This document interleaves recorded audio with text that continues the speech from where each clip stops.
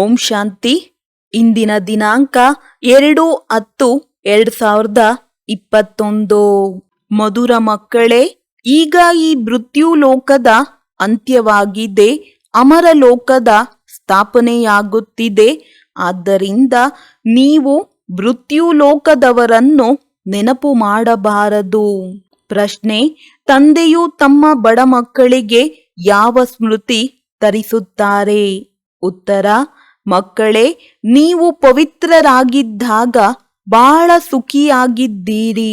ನಿಮ್ಮಂತಹ ಸಾಹುಕಾರರು ಮತ್ಯಾರೂ ಇರಲಿಲ್ಲ. ನೀವು ಅಪಾರ ಸುಖಿಯಾಗಿದ್ದೀರಿ. ಆಕಾಶ ಭೂಮಿ ಎಲ್ಲವೂ ನಿಮ್ಮ ಕೈಯಲ್ಲಿತ್ತು. ಈಗ ತಂದೆಯು ನಿಮ್ಮನ್ನು ಪುನಃ ಸಾಹುಕಾರರನ್ನಾಗಿ ಮಾಡಲು ಬಂದಿದ್ದಾರೆ. ಗೀತೆ: ನಯನ ಈನನಿಗೆ ದಾರಿ ತೋರಿಸು ಪ್ರಭು. ಓಂ ಶಾಂತಿ. ಮಧುರಾತಿ ಮಧುರ ಆತ್ಮಿಕ ಮಕ್ಕಳೇ, ಆತ್ಮಗಳೇ, ಗೀತೆಯನ್ನು ಕೇಳಿದ್ದೀರಾ? ಯಾರು ಹೇಳಿದರು? ಆತ್ಮಗಳ ಆತ್ಮಿಕ ತಂದೆ. ಆತ್ಮಿಕ ತಂದೆಗೆ ಆತ್ಮಿಕ ಮಕ್ಕಳು ಹೇಳಿದರು ಬಾಬಾ ಎಂದು. ಅವರಿಗೆ ಈಶ್ವರನೆಂದು ಹೇಳಲಾಗುತ್ತದೆ, ಪಿತನೆಂದು ಹೇಳಲಾಗುತ್ತದೆ. ಯಾವ ಪಿತ? ಪರಂಪಿತ. ಇಬ್ಬರು ತಂದೆಯರಿದ್ದಾರೆ. ಒಬ್ಬರು ಲೌಕಿಕ, ಇನ್ನೊಬ್ಬರು ಪಾರಲೌಕಿಕ. ಲೌಕಿಕ ತಂದೆಯ ಮಕ್ಕಳು ಪಾರಲೌಕಿಕ ತಂದೆಯನ್ನು ಕರೆಯುತ್ತಾರೆ ಏ ತಂದೆಯೇ ಎಂದು. ಆ ತಂದೆಯ ಹೆಸರೇನು? ಶಿವ. ಆ ಶಿವ ನಿರಾಕಾರನಿಗೆ ಪೂಜೆಯಾಗುತ್ತದೆ. ಅವರಿಗೆ ಪರಂಪಿತನೆಂದು ಹೇಳಲಾಗುತ್ತದೆ. ಲೌಕಿಕ ತಂದೆಗೆ ಪರಂಪಿತನೆಂದು ಹೇಳುವುದಿಲ್ಲ. ಎಲ್ಲ ಆತ್ಮರ ಸರ್ವಶ್ರೇಷ್ಠ ತಂದೆಯು ಒಬ್ಬರೇ ಆಗಿದ್ದಾರೆ. ಎಲ್ಲ ಜೀವಾತ್ಮರು ಆ ತಂದೆಯನ್ನು ನೆನಪು ಮಾಡುತ್ತಾರೆ. ಆದರೆ ನಮ್ಮ ತಂದೆಯು ಯಾರೆಂಬುದನ್ನೇ ಆತ್ಮರು ಮರೆತು ಹೋಗಿದ್ದಾರೆ.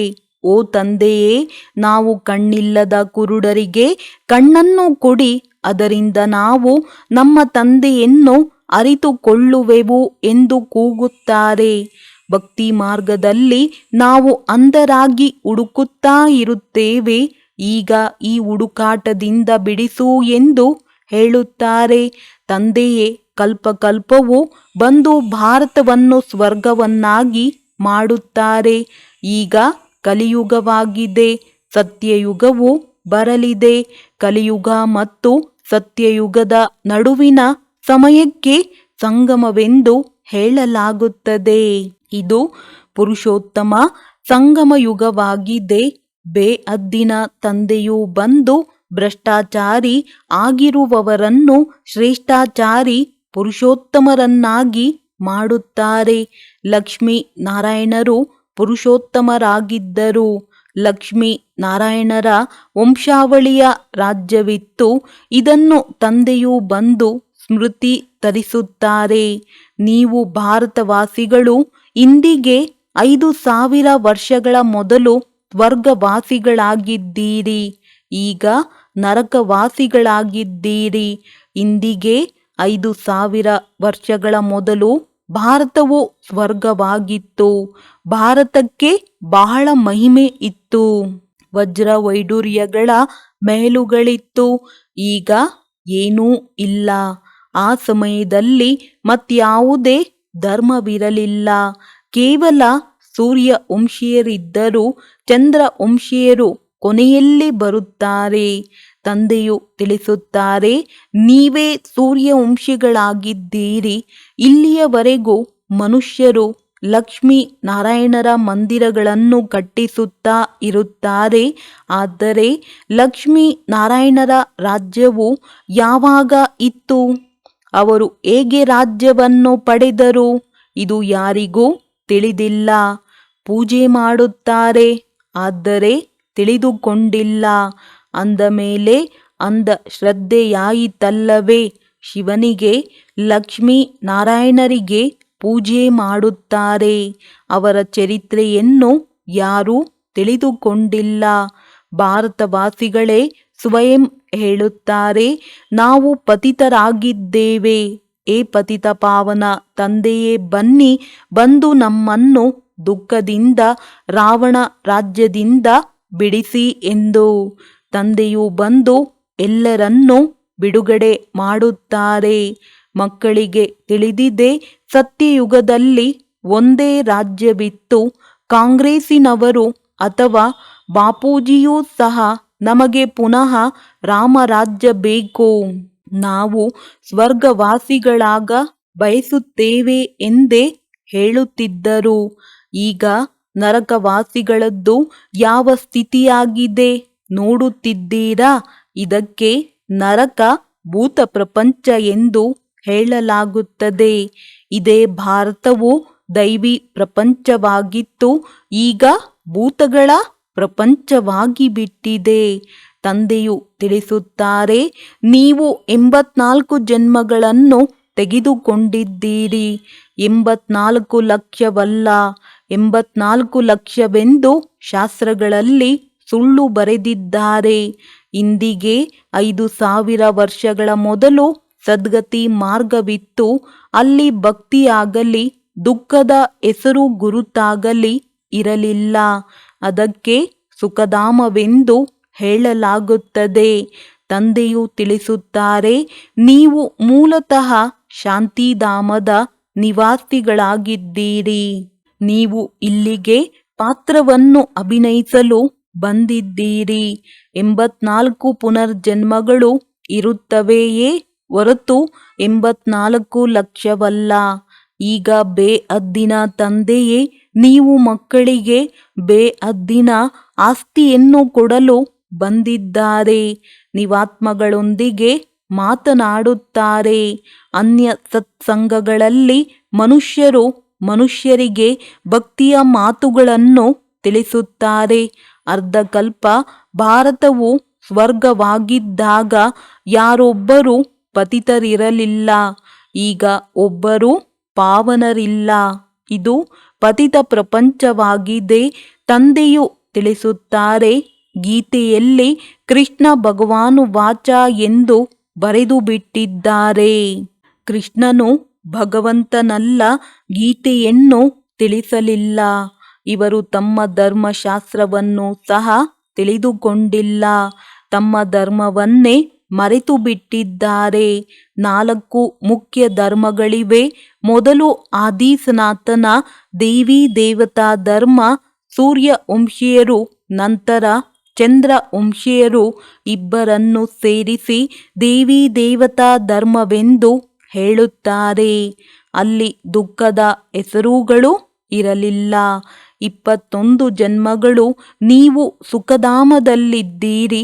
ನಂತರ ರಾವಣ ರಾಜ್ಯ ಭಕ್ತಿ ಮಾರ್ಗವು ಆರಂಭವಾಗುತ್ತದೆ. ಶಿವತಂದೆಯು ಯಾವಾಗ ಬರುತ್ತಾರೆ? ರಾತ್ರಿಯಾದಾಗ ಭಾರತವಾಸಿಗಳು ಘೋರ ಅಂಧಕಾರದಲ್ಲಿ ಬಂದಾಗ ತಂದೆಯು ಬರುತ್ತಾರೆ. ಮನುಷ್ಯರು ಗೊಂಬೆಗಳ ಪೂಜೆ ಮಾಡುತ್ತಿರುತ್ತಾರೆ. ಒಬ್ಬರ ಚರಿತ್ರೆಯನ್ನು ತಿಳಿದುಕೊಂಡಿಲ್ಲ. ಭಕ್ತಿ ಮಾರ್ಗದಲ್ಲಿ ಹಲವಾರು ಕಡೆ ಹುಡುಕುತ್ತಾರೆ. ತೀರ್ಥಯಾತ್ರೆಗಳನ್ನು ಮಾಡಿ ತಿರುಗಾಡುತ್ತಾರೆ. ಆದರೆ ಯಾವುದೇ ಪ್ರಾಪ್ತಿ ಇಲ್ಲ.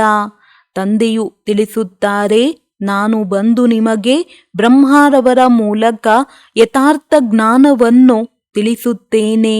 ನಮಗೆ ಸುಖಧಾಮ ಮತ್ತು ಶಾಂತಿಧಾಮದ ಮಾರ್ಗವನ್ನು ತಿಳಿಸಿ ಎಂದು ಕರೆಯುತ್ತಾರೆ. ತಂದೆಯು ತಿಳಿಸುತ್ತಾರೆ, ಇಂದಿಗೆ 5000 ವರ್ಷಗಳ ಮೊದಲು ಬಹಳ ಸಾಹುಕಾರರನ್ನಾಗಿ ಮಾಡಿದ್ದೆನು. ಎಷ್ಟೊಂದು ಹಣವನ್ನು ಕೊಟ್ಟೆನು, ಅದನ್ನು ಎಲ್ಲಿ ಕಳೆದಿರಿ? ನೀವು ಎಷ್ಟೊಂದು ಸಾಹುಕಾರರಾಗಿದ್ದೀರಿ. ಭಾರತವೇ ಎಲ್ಲದಕ್ಕಿಂತ ಸರ್ವಶ್ರೇಷ್ಠ ಖಂಡವಾಗಿತ್ತು. ವಾಸ್ತವದಲ್ಲಿ ಇದು ಎಲ್ಲರ ತೀರ್ಥಸ್ಥಾನವಾಗಿದೆ, ಏಕೆಂದರೆ ಪತಿತ ಪಾವನ ತಂದೆಯ ಜನ್ಮಭೂಮಿಯಾಗಿದೆ. ಯಾರೆಲ್ಲ ಧರ್ಮದವರಿದ್ದಾರೆಯೋ ಎಲ್ಲರ ತಂದೆಯೂ ಬಂದು ಸದ್ಗತಿ ಮಾಡುತ್ತಾರೆ. ಈಗ ರಾವಣ ರಾಜ್ಯವು ಕೇವಲ ಲಂಕೆಯಲ್ಲ, ಇಡೀ ಸೃಷ್ಟಿಯಲ್ಲಿಯೇ ಇದೆ. ಸೂರ್ಯವಂಶಿ ರಾಜ್ಯವಿದ್ದಾಗ ಈ ವಿಕಾರವಿರಲಿಲ್ಲ. ಭಾರತವು ನಿರ್ವಿಕಾರಿಯಾಗಿತ್ತು, ಈಗ ವಿಕಾರಿಯಾಗಿದೆ. ಎಲ್ಲರೂ ನರಕವಾಸಿಗಳಾಗಿದ್ದಾರೆ. ಸತ್ಯಯುಗದಲ್ಲಿ ದೈವಿ ಸಂಪ್ರದಾಯವಿತ್ತು. ಅವರು 84 ಜನ್ಮಗಳನ್ನು ಪಡೆದು ಆಸುರಿ ಸಂಪ್ರದಾಯದವರಾಗಿದ್ದಾರೆ. ಪುನಃ ದೈವಿ ಸಂಪ್ರದಾಯದವರಾಗಲಿದ್ದಾರೆ. ಭಾರತವು ಬಹಳ ಸಾಹುಕಾರನಾಗಿತ್ತು, ಈಗ ಬಡ ಭಾರತವಾಗಿದೆ. ಆದ್ದರಿಂದ ಭಿಕ್ಷೆ ಬೇಡುತ್ತಿದ್ದಾರೆ. ತಂದೆಯು ನೀವು ಬಡ ಮಕ್ಕಳಿಗೆ ಸ್ಮೃತಿ ತರಿಸುತ್ತಾರೆ. ಮಕ್ಕಳೇ, ನೀವು ಎಷ್ಟೊಂದು ಸುಖಿಯಾಗಿದ್ದೀರಿ. ನಿಮ್ಮಂತಹ ಸುಖ ಯಾರಿಗೂ ಸಿಗಲು ಸಾಧ್ಯವಿಲ್ಲ. ಆಕಾಶ ಭೂಮಿ ಎಲ್ಲವೂ ನಿಮ್ಮ ಕೈಯಲ್ಲಿತ್ತು. ಶಾಸ್ತ್ರಗಳಲ್ಲಿ ಕಲ್ಪದ ಆಯಸ್ಸನ್ನು ಬಹಳ ಉದ್ದವಾಗಿ ಬರೆದು ಎಲ್ಲರನ್ನೂ ಕುಂಭಕರ್ಣನ ಆಸುರಿ ನಿದ್ರೆಯಲ್ಲಿ ಮಲಗಿಸಿಬಿಟ್ಟಿದ್ದಾರೆ. ಈ ಭಾರತವು ಶಿವತಂದೆಯು ಸ್ಥಾಪನೆ ಮಾಡಿರುವ ಶಿವಾಲಯವಾಗಿತ್ತು. ಅಲ್ಲಿ ಪವಿತ್ರತೆ ಇತ್ತು. ಆ ಹೊಸ ಪ್ರಪಂಚದಲ್ಲಿ ದೇವಿ ದೇವತೆಗಳು ರಾಜ್ಯಭಾರ ಮಾಡುತ್ತಿದ್ದರು. ಮನುಷ್ಯರು ಇದನ್ನು ಸಹ ತಿಳಿದುಕೊಂಡಿಲ್ಲ.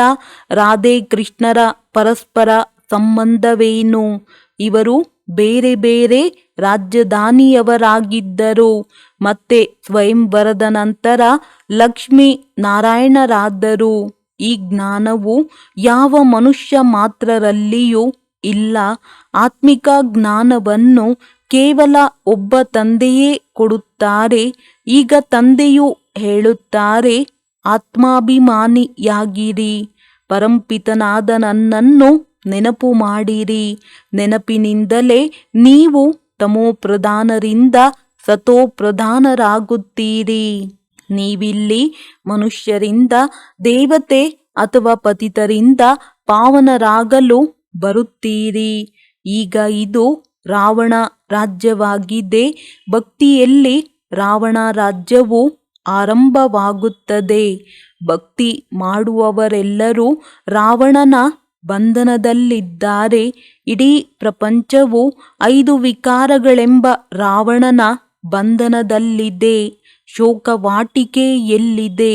ತಂದೆಯು ಬಂದು ಎಲ್ಲರನ್ನೂ ಬಿಡುಗಡೆ ಮಾಡಿ ಮಾರ್ಗದರ್ಶಕನಾಗಿ ಜೊತೆಯಲ್ಲಿ ಕರೆದುಕೊಂಡು ಹೋಗುತ್ತಾರೆ. ಅದಕ್ಕಾಗಿಯೇ ಈ ಮಹಾಭಾರತ ಯುದ್ಧವಿದೆ. ಇದು 5000 ವರ್ಷಗಳ ಮೊದಲೂ ಸಹ ನಡೆದಿತ್ತು. ಈಗ ತಂದೆಯು ಪುನಃ ಸ್ವರ್ಗವನ್ನಾಗಿ ಮಾಡುತ್ತಿದ್ದಾರೆ. ಯಾರಿಗೆ ಬಹಳಷ್ಟು ಹಣವಿದೆಯೋ ಅವರು ಸ್ವರ್ಗದಲ್ಲಿದ್ದಾರೆಂದಲ್ಲ. ಈಗ ಇರುವುದೇ ನರಕವಾಗಿದೆ. ಪತಿತ ಪಾವನ ಎಂದು ತಂದೆಗೆ ಹೇಳಲಾಗುತ್ತದೆ, ನದಿಗಳಿಗಲ್ಲ. ಇದೆಲ್ಲವೂ ಭಕ್ತಿ ಮಾರ್ಗವಾಗಿದೆ. ಈ ಮಾತುಗಳನ್ನು ತಂದೆಯೇ ಬಂದು ತಿಳಿಸುತ್ತಾರೆ. ಇದನ್ನಂತೂ ತಿಳಿದುಕೊಂಡಿದ್ದೀರಿ. ಒಬ್ಬರು ಲೌಕಿಕ ತಂದೆ, ಇನ್ನೊಬ್ಬರು ಪಾರಲೌಕಿಕ ತಂದೆ, ಮೂರನೆಯವರು ಅಲೌಕಿಕ ತಂದೆಯಾಗಿದ್ದಾರೆ. ಈಗ ಪಾರಲೌಕಿಕ ತಂದೆಯು ಬ್ರಹ್ಮರವರ ಮೂಲಕ ಬ್ರಾಹ್ಮಣ ಧರ್ಮವನ್ನು ಸ್ಥಾಪನೆ ಮಾಡುತ್ತಾರೆ. ಬ್ರಾಹ್ಮಣರನ್ನು ದೇವತೆಗಳನ್ನಾಗಿ ಮಾಡಲು ರಾಜಯೋಗವನ್ನು ಕಲಿಸುತ್ತಾರೆ. ಆತ್ಮವೇ ಪುನರ್ಜನ್ಮವನ್ನು ತೆಗೆದುಕೊಳ್ಳುತ್ತದೆ. ನಾನು ಒಂದು ಶರೀರವನ್ನು ಬಿಟ್ಟು ಇನ್ನೊಂದನ್ನು ತೆಗೆದುಕೊಳ್ಳುತ್ತೇನೆಂದು ಆತ್ಮವೇ ಹೇಳುತ್ತದೆ. ತಂದೆಯು ತಿಳಿಸುತ್ತಾರೆ, ತಮ್ಮನ್ನು ಆತ್ಮನೆಂದು ತಿಳಿದು ತಂದೆಯಾದ ನನ್ನನ್ನು ನೆನಪು ಮಾಡಿರಿ. ಇದರಿಂದ ನೀವು ಪಾವನರಾಗುತ್ತೀರಿ. ಯಾವುದೇ ದೇಹಧಾರಿಗಳನ್ನು ನೆನಪು ಮಾಡಬೇಡಿ. ಈಗ ಮೃತ್ಯುಲೋಕದ ಅಂತ್ಯವಾಗಿದೆ. ಅಮರಲೋಕದ ಸ್ಥಾಪನೆಯಾಗುತ್ತಿದೆ. ಉಳಿದೆಲ್ಲ ಅನೇಕ ಧರ್ಮಗಳು ಸಮಾಪ್ತಿಯಾಗುತ್ತವೆ. ಸತ್ಯಯುಗದಲ್ಲಿ ಒಂದೇ ದೇವಿ ದೇವತಾ ಧರ್ಮವಿತ್ತು. ನಂತರ ಚಂದ್ರವಂಶಿ ರಾಮ ಸೀತೆಯು ತ್ರೇತಾಯುಗದಲ್ಲಿದ್ದರು. ನೀವು ಮಕ್ಕಳಿಗೆ ಇಡೀ ಚಕ್ರದ ನೆನಪು ತರಿಸುತ್ತಾರೆ. ಶಾಂತಿಧಾಮ ಮತ್ತು ಸುಖಧಾಮದ ಸ್ಥಾಪನೆಯನ್ನು ತಂದೆಯೇ ಮಾಡುತ್ತಾರೆ. ಮನುಷ್ಯರು ಮನುಷ್ಯರಿಗೆ ಸದ್ಗತಿ ನೀಡಲು ಸಾಧ್ಯವಿಲ್ಲ. ಅವರೆಲ್ಲರೂ ಭಕ್ತಿ ಮಾರ್ಗದ ಗುರುಗಳಾಗಿದ್ದಾರೆ. ನೀವೀಗ ಈಶ್ವರಿಯ ಸಂತಾನರಾಗಿದ್ದೀರಿ. ತಂದೆಯಿಂದ ರಾಜ್ಯ ಭಾಗ್ಯವನ್ನು ತೆಗೆದುಕೊಳ್ಳುತ್ತಿದ್ದೀರಿ. ಈಗ ರಾಜಧಾನಿಯು ಸ್ಥಾಪನೆಯಾಗುತ್ತಿದೆ. ಪ್ರಜೆಗಳಂತೂ ಅನೇಕರು ತಯಾರಾಗುವರು. ಆದರೆ ಕೋಟಿಯಲ್ಲಿ ಕೆಲವರೇ ರಾಜರಾಗುತ್ತಾರೆ. ಸತ್ಯಯುಗಕ್ಕೆ ಹೂವಿನ ಉದ್ಯಾನವನವೆಂದು ಹೇಳಲಾಗುತ್ತದೆ. ಈಗ ಮುಳ್ಳುಗಳ ಕಾಡಾಗಿದೆ. ರಾವಣ ರಾಜ್ಯವು ಬದಲಾಗುತ್ತಿದೆ, ವಿನಾಶವಾಗಲಿದೆ. ಈ ಜ್ಞಾನವು ಈಗ ನಿಮಗೆ ಸಿಗುತ್ತಿದೆ. ಲಕ್ಷ್ಮೀ ನಾರಾಯಣರಿಗೆ ಈ ಜ್ಞಾನವಿರುವುದಿಲ್ಲ. ಇದು ಪ್ರಾಯಲೋಪ ಆಗಿಬಿಡುತ್ತದೆ.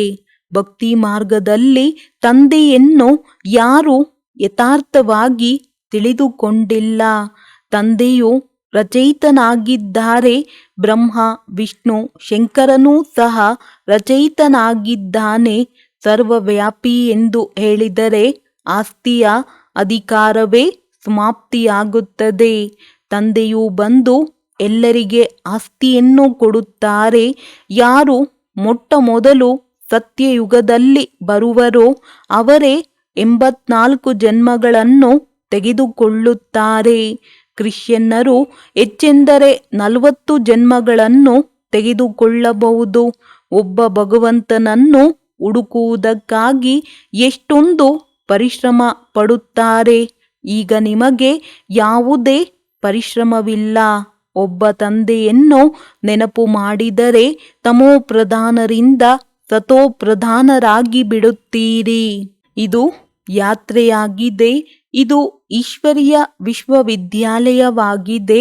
ನೀವಾತ್ಮರು ಓದುತ್ತೀರಿ. ಸಾಧು ಸಂತರು ಆತ್ಮವು ನಿರ್ಲೇಪವೆಂದು ಹೇಳುತ್ತಾರೆ. ಆದರೆ ಆತ್ಮವೇ ಕರ್ಮಗಳ ಅನುಸಾರ ಇನ್ನೊಂದು ಜನ್ಮವನ್ನು ತೆಗೆದುಕೊಳ್ಳುತ್ತದೆ. ಆತ್ಮವೇ ಒಳ್ಳೆಯ ಹಾಗೂ ಕೆಟ್ಟ ಕರ್ಮಗಳನ್ನು ಮಾಡುತ್ತದೆ. ಈ ಸಮಯದಲ್ಲಿ ಕಲಿಯುಗದಲ್ಲಿ ನಿಮ್ಮ ಕರ್ಮಗಳು ವಿಕರ್ಮಗಳಾಗುತ್ತವೆ. ಸತ್ಯಯುಗದಲ್ಲಿ ಕರ್ಮವು ಅಕರ್ಮವಾಗುತ್ತದೆ. ಅಲ್ಲಿ ವಿಕರ್ಮವಾಗುವುದಿಲ್ಲ. ಅದು ಪುಣ್ಯಾತ್ಮರ ಪ್ರಪಂಚವಾಗಿದೆ. ಒಳ್ಳೆಯದು. ಮಧುರಾತಿ ಮಧುರ ಅಗಲಿ ಹೋಗಿ ಮರಳಿ ಸಿಕ್ಕಿರುವ ಮಕ್ಕಳ ಪ್ರತಿ ಮಾತಾಪಿತಾ ಬಾಪ್ ತಾದಾರವರ ನೆನಪು, ಪ್ರೀತಿ ಹಾಗೂ ಸುಪ್ರಭಾತ. ಆತ್ಮಿಕ ಮಕ್ಕಳಿಗೆ ಆತ್ಮಿಕ ತಂದೆಯ ನಮಸ್ತೆ. ಧಾರಣೆಗಾಗಿ ಮುಖ್ಯ ಸಾರ. ಒಬ್ಬ ತಂದೆಯಿಂದ ಬೇಹದ್ದಿನ ಆಸ್ತಿಯನ್ನು ತೆಗೆದುಕೊಳ್ಳಬೇಕಾಗಿದೆ. ಶ್ರೇಷ್ಠ ಕರ್ಮಗಳನ್ನೇ ಮಾಡಬೇಕಾಗಿದೆ. ತಂದೆಯು ಸಿಕ್ಕಿದ್ದಾರೆ ಅಂದ ಮೇಲೆ ಯಾವುದೇ ಪ್ರಕಾರದ ಪೆಟ್ಟು ತಿನ್ನಬಾರದು, ಅರ್ಥಾತ್ ಹುಡುಕಾಡಬಾರದು. 2. ತಂದೆಯು ಯಾವ ಸ್ಮೃತಿ ತರಿಸಿದ್ದಾರೆಯೋ ಅದನ್ನು ಸ್ಮೃತಿಯಲ್ಲಿ ಇಟ್ಟುಕೊಂಡು ಅಪಾರ ಖುಷಿಯಲ್ಲಿ ಇರಬೇಕಾಗಿದೆ. ಯಾವುದೇ ದೇಹದಾರಿಯನ್ನು ನೆನಪು ಮಾಡಬಾರದು. ವರದಾನ: ನಿಮಿತ್ತನೆಂಬ ಸ್ಮೃತಿಯ ಮೂಲಕ ತಮ್ಮ ಪ್ರತಿಯೊಂದು ಸಂಕಲ್ಪದ ಮೇಲೆ ಗಮನವನ್ನಿಡುವ ನಿವಾರಣ ಸ್ವರೂಪ ಭವ. ಸರ್ವರ ದೃಷ್ಟಿಯು ನಿಮಿತ್ತವಾಗಿರುವ ಆತ್ಮರ ಮೇಲಿರುತ್ತದೆ. ಆದ್ದರಿಂದ ನಿಮಿತ್ತವಾಗಿ ಇರುವವರು ವಿಶೇಷವಾಗಿ ಪ್ರತಿಯೊಂದು ಸಂಕಲ್ಪದ ಮೇಲೆ ಗಮನವನ್ನಿಡಬೇಕಾಗುವುದು. ಒಂದು ವೇಳೆ ನಿಮಿತ್ತವಾಗಿರುವ ಮಕ್ಕಳೂ ಸಹ ಯಾವುದೇ ಕಾರಣಗಳನ್ನು ಹೇಳುತ್ತಾರೆಂದರೆ ಅವರನ್ನು ಫಾಲೋ ಮಾಡುವವರಿಗೂ ಸಹ ಅನೇಕ ಕಾರಣಗಳನ್ನು ತಿಳಿಸಿಬಿಡುತ್ತಾರೆ. ಒಂದು ವೇಳೆ ನಿಮಿತ್ತವಾಗಿ ಇರುವವರಲ್ಲಿ ಯಾವುದೇ ಕೊರತೆ ಇದ್ದರೆ ಅದನ್ನು ಬಚ್ಚಿಡಲು ಸಾಧ್ಯವಿಲ್ಲ.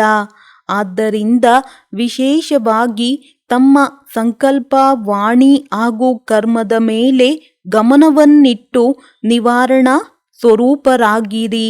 ಸ್ಲೋಗನ್: ಯಾರಲ್ಲಿ ತಮ್ಮ ಗುಣ ಅಥವಾ ವಿಶೇಷತೆಗಳ ಬಗ್ಗೆಯೂ ಅಭಿಮಾನವಿರುವುದಿಲ್ಲವೋ ಅವರು ಜ್ಞಾನಿ ಆತ್ಮರಾಗಿದ್ದಾರೆ. ಮಾತೇಶ್ವರಿಯವರ ಅಮೂಲ್ಯ ಮಹಾವಾಕ್ಯ. 1. ಮನುಷ್ಯನ ಗುರಿ ಉದ್ದೇಶವೇನು? ಅದನ್ನು ಪ್ರಾಪ್ತಿ ಮಾಡಿಕೊಳ್ಳುವ ಯಥಾರ್ಥ ವಿಧಿ. ಪ್ರತಿಯೊಬ್ಬ ಮನುಷ್ಯನು ಅವಶ್ಯವಾಗಿ ಇದನ್ನು ವಿಚಾರ ಮಾಡಬೇಕು. ತಮ್ಮ ಒಳ್ಳೆಯ ಜೀವನವನ್ನು ರೂಪಿಸಿಕೊಳ್ಳುವುದಕ್ಕಾಗಿ ಯಾವುದು ಅವಶ್ಯಕವಿದೆ? ಮನುಷ್ಯನ ಜೀವನವು ಏತಕ್ಕಾಗಿ ಇದೆ? ಅದರಲ್ಲಿ ಏನು ಮಾಡಬೇಕು? ಈಗ ತಮ್ಮ ಹೃದಯದಲ್ಲಿ ಕೇಳಿಕೊಳ್ಳಿರಿ, ನನ್ನ ಜೀವನದಲ್ಲಿ ಪರಿವರ್ತನೆ ಆಗುತ್ತಿದೆಯೇ? ಮನುಷ್ಯ ಜೀವನದಲ್ಲಿ ಮೊಟ್ಟಮೊದಲು ತಿಳುವಳಿಕೆ ಇರಬೇಕು. ನಂತರ ಈ ಜೀವನದ ಗುರಿ ಉದ್ದೇಶವೇನಾಗಿದೆ? ಈ ಜೀವನಕ್ಕೆ ಸರ್ವ ಸುಖ ಹಾಗೂ ಶಾಂತಿ ಇರಬೇಕೆಂದು ಅವಶ್ಯವಾಗಿ ಒಪ್ಪುತ್ತಾರೆ. ಅದೀಗ ಸಿಗುತ್ತಿದೆಯೇ? ಈ ಕಗ್ಗತ್ತಲಿನ ಕಲಿಯುಗದಲ್ಲಂತೂ ದುಃಖ ಅಶಾಂತಿ ಎಲ್ಲದೆ ಮತ್ತೇನೂ ಇಲ್ಲ. ಈಗ ಸುಖ ಶಾಂತಿಯು ಹೇಗೆ ಸಿಗುತ್ತದೆ ಎಂಬುದನ್ನು ಯೋಚಿಸಬೇಕಾಗಿದೆ. ಸುಖ ಮತ್ತು ಶಾಂತಿ ಎಂಬ 2 ಶಬ್ದಗಳೇನಿವೆ? ಅವಶ್ಯವಾಗಿ ಅದು ಇದೇ ಪ್ರಪಂಚದಲ್ಲಿ ಯಾವಾಗ ಬಂದಿರಬಹುದು? ಆಗಲೇ ಈ ವಸ್ತುವಿನ ಬೇಡಿಕೆ ಉಂಟಾಗುತ್ತದೆ. ಒಂದು ವೇಳೆ ಯಾವುದೇ ಮನುಷ್ಯನು ಹೇಳುವನು, ನಾವು ಇಂತಹ ಪ್ರಪಂಚವನ್ನು ನೋಡಿಯೇ ಇಲ್ಲ ಅಂದ ಮೇಲೆ ನೀವು ಆ ಪ್ರಪಂಚವನ್ನು ಹೇಗೆ ಒಪ್ಪುತ್ತೀರಿ? ಇದರ ಬಗ್ಗೆ ತಿಳಿಸಲಾಗುತ್ತದೆ. ಇದು ದಿನ ಮತ್ತು ರಾತ್ರಿ ಯಾವ 2 ಶಬ್ದಗಳಿವೆಯೋ ಅದು ಅವಶ್ಯವಾಗಿ ನಡೆಯುತ್ತಿರುತ್ತದೆ. ನಾವಂತೂ ರಾತ್ರಿಯನ್ನಷ್ಟೇ ನೋಡಿದ್ದೇವೆ ಅಂದಾಗ ದಿನವನ್ನು ಹೇಗೆ ಒಪ್ಪುತ್ತೇವೆ? ಈ ರೀತಿ ಯಾರೂ ಸಹ ಹೇಳಲು ಸಾಧ್ಯವಿಲ್ಲ. ಆದರೆ ಯಾವಾಗ 2 ಹೆಸರುಗಳಿವೆ ಅಂದ ಮೇಲೆ ಅದರ ಪಾತ್ರವು ಇರಬೇಕು. ಅದೇ ರೀತಿ ನಾವು ಕೇಳಿದ್ದೇವೆ, ಈ ಕಲಿಯುಗಕ್ಕಿಂತಲೂ ಶ್ರೇಷ್ಠವಾದ ಸ್ಥಿತಿಯೂ ಇತ್ತು. ಅದಕ್ಕೆ ಸತ್ಯುಗವೆಂದು ಹೇಳಲಾಗುತ್ತದೆ. ಒಂದು ವೇಳೆ ಸಮಯವು ಇದೇ ರೀತಿ ಕಲಿಯುಗ ನಡೆಯುತ್ತಿದ್ದರೆ ಆ ಸಮಯಕ್ಕೆ ಸತ್ಯುಗವೆಂದು ಏಕೆ ಕೊಡಲಾಯಿತು? ಅಂದ ಮೇಲೆ ಈ ಸೃಷ್ಟಿಯು ತನ್ನ ಸ್ಥಿತಿಯು ಬದಲಾಯಿಸುತ್ತಾ ಇರುತ್ತದೆ. ಹೇಗೆ ಕಿಶೋರಾವಸ್ಥೆ, ಬಾಲ್ಯಾವಸ್ಥೆ, ಯೌವನ ಅವಸ್ಥೆ, ವೃದ್ಧಾಪ್ಯ ಹೀಗೆ ಬದಲಾಗುತ್ತಿರುತ್ತದೆಯೋ ಹಾಗೆಯೇ ಸೃಷ್ಟಿಯೂ ಪರಿವರ್ತನೆ ಆಗುತ್ತಿರುತ್ತದೆ. ಇಂದಿನ ಜೀವನ ಹಾಗೂ ಆ ಜೀವನದಲ್ಲಿ ಎಷ್ಟೊಂದು ಅಂತರವಿದೆ. ಅಂದ ಮೇಲೆ ಆ ಶ್ರೇಷ್ಠ ಜೀವನವನ್ನು ತಯಾರು ಮಾಡಿಕೊಳ್ಳುವ ಪ್ರಯತ್ನ ಮಾಡಬೇಕಾಗಿದೆ. 2. ನಿರಾಕಾರಿ ಪ್ರಪಂಚ, ಆಕಾರಿ ಪ್ರಪಂಚ ಹಾಗೂ ಸಾಕಾರಿ ಪ್ರಪಂಚದ ವಿಸ್ತಾರ. ಇಡೀ ಬ್ರಹ್ಮಾಂಡದಲ್ಲಿ 3 ಪ್ರಪಂಚಗಳಿವೆ. ನಿರಾಕಾರಿ ಪ್ರಪಂಚ, ಆಕಾರಿ, ಸಾಕಾರಿ ಪ್ರಪಂಚ. ಈಗ ಇದನ್ನಂತೂ ತಿಳಿದಿದ್ದೀರಿ. ನಿರಾಕಾರಿ ಸೃಷ್ಟಿಯಲ್ಲಂತೂ ಆತ್ಮರು ನಿವಾಸ ಮಾಡುತ್ತಾರೆ ಹಾಗೂ ಸಾಕಾರ ಸೃಷ್ಟಿಯಲ್ಲಿ ಸಾಕಾರ ಮನುಷ್ಯ ಸಂಪ್ರದಾಯದವರು ನಿವಾಸ ಮಾಡುತ್ತಾರೆ. ಉಳಿದದ್ದು ಆಕಾರಿ ಸೂಕ್ಷ್ಮ ಸೃಷ್ಟಿ. ಈಗ ವಿಚಾರ ನಡೆಯುತ್ತದೆ, ಈ ಆಕಾರಿ ಸೃಷ್ಟಿಯು ಸದಾಕಾಲ ಇರುತ್ತದೆಯೇ ಅಥವಾ ಅದರ ಪಾತ್ರವು ಸ್ವಲ್ಪ ಸಮಯದ್ದಾಗಿದೆಯೇ? ಪ್ರಪಂಚದ ಮನುಷ್ಯರಂತೂ ತಿಳಿಯುತ್ತಾರೆ, ಸೂಕ್ಷ್ಮವಾದ ಯಾವುದೋ ಪ್ರಪಂಚವು ಮೇಲಿದೆ. ಅಲ್ಲಿ ಫರಿಷ್ಠೆಗಳಿರುತ್ತಾರೆ. ಅದಕ್ಕೆ ಸ್ವರ್ಗವೆಂದು ಹೇಳುವರು. ಅಲ್ಲಿ ಹೋಗಿ ಸುಖವನ್ನು ಅನುಭವಿಸುತ್ತಾರೆ. ಆದರೆ ಈಗ ಇದಂತೂ ಸ್ಪಷ್ಟವಿದೆ, ಸ್ವರ್ಗ ಹಾಗೂ ನರಕವು ಇದೇ ಸೃಷ್ಟಿಯಲ್ಲಿ ಆಗುತ್ತದೆ. ಉಳಿದ ಈ ಸೂಕ್ಷ್ಮವಾದ ಆಕಾರಿ ಸೃಷ್ಟಿ ಏನಿದೆ ಅಲ್ಲಿ ಶುದ್ಧ ಆತ್ಮರುಗಳ ಸಾಕ್ಷಾತ್ಕಾರವಾಗುತ್ತದೆ. ಅದಂತೂ ದ್ವಾಪರದಿಂದ ಯಾವಾಗ ಭಕ್ತಿ ಮಾರ್ಗವು ಆರಂಭವಾದಾಗಿನಿಂದ ಪ್ರಾರಂಭವಾಗಿದೆ. ಇದರಿಂದ ಸಿದ್ಧವಾಗುತ್ತದೆ. ನಿರಾಕಾರಿ ಸೃಷ್ಟಿ ಹಾಗೂ ಸಾಕಾರ ಸೃಷ್ಟಿಯು ಸದಾಕಾಲವೂ ಇದ್ದೇ ಇದೆ. ಉಳಿದ ಸೂಕ್ಷ್ಮ ಪ್ರಪಂಚವಂತೂ ಸದಾಕಾಲ ಎಂದು ಹೇಳುವುದಿಲ್ಲ. ಅದರಲ್ಲಿಯೂ ವಿಶೇಷವಾಗಿ ಬ್ರಹ್ಮ ವಿಷ್ಣು ಶಂಕರನ ಸಾಕ್ಷಾತ್ಕಾರವೂ ಸಹ ನಮಗೆ ಇದೇ ಸಮಯದಲ್ಲಾಗುವುದೇ. ಏಕೆಂದರೆ ಇದೇ ಸಮಯದಲ್ಲಿ ಪರಮಾತ್ಮನು 3 ಕರ್ತವ್ಯಗಳನ್ನು ಮಾಡುವುದಕ್ಕಾಗಿ 3 ರೂಪಗಳನ್ನು ರಚಿಸುವರು. ಒಳ್ಳೆಯದು. ಓಂ ಶಾಂತಿ.